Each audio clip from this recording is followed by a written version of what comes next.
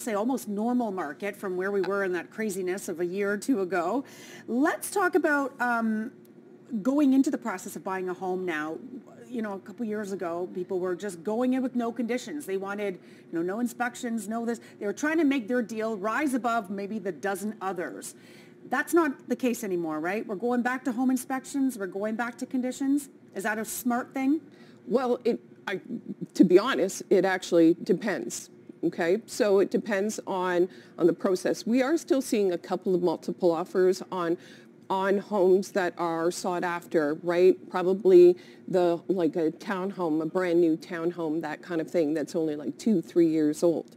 And so you have to have the education through your realtor.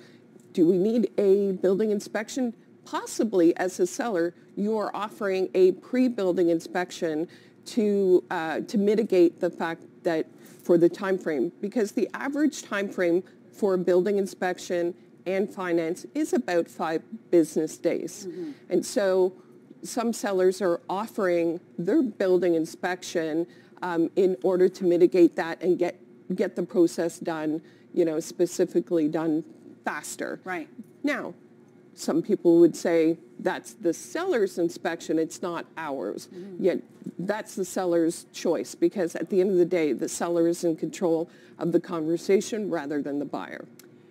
Can you walk away, or should you walk away if the inspection is not what you hoped for, or do you use that as a good negotiating point? I love this question. I absolutely love this question.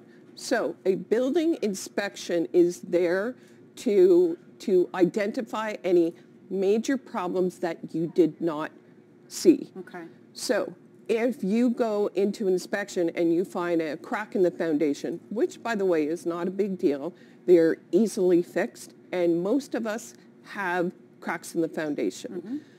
Yet if you're sitting there and the inspector says, well, you know, there's a crack in the sink and there is pulls on the carpet, that is not something that we really should renegotiate for. That's my belief, because you saw it on first conversation. Okay. So with an inspection, they are basically about the things that we did not see and or structural.